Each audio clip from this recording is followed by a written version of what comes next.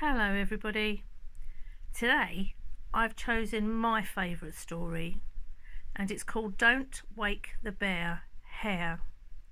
Who knows what a hare is? Ask your mummies and daddies to help you find out. The author is Steve Smallman and the illustrator, the person that drew the pictures, is called Caroline Pedler. Now, we have read this book at nursery quite a few times, but I don't know if you'll remember it. Let's see. It was spring party day, the best day of the year. So why were the animals trembling with fear? They'd heard growly noises and crept up to see a huge bear asleep in the old hollow tree.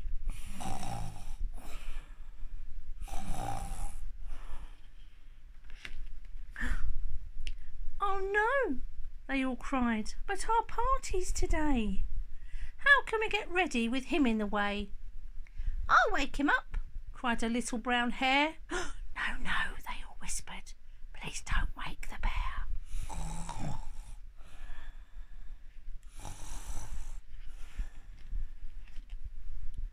Bears, said Badgers, are enormous and hairy. If you wake them up, they'll get angry and scary. We'll still have our party though, if we take care. Be quiet as mice and don't wake the bear.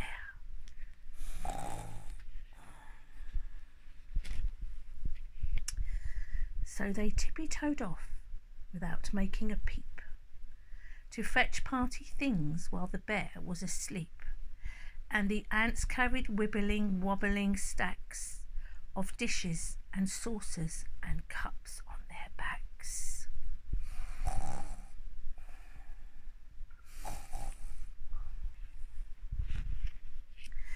Badger brought in a huge jelly dessert, but he tripped and it fell with a splat in the dirt. The bear stretched and grumbled, which gave them a scare. Shh! They all whispered, please don't wake the bear.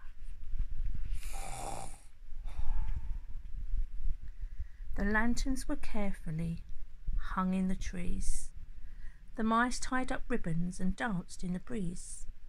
They brought in the very last blueberry tart, and their party was now almost ready to start. Then Hare cried, there's only one thing left to do. And he grabbed a balloon, and he blew, and he blew, and he blew, and he blew, and the others cried, stop! If it gets any bigger, it's going to pop. Oh dear, I think they're going to be in a spot of bother now. The bear stretched and groaned, and they all held their breath. Then his eyes flickered open and scared them to death. Run, run and hide, they all cried in despair. Now we're in trouble. We've woken the bear.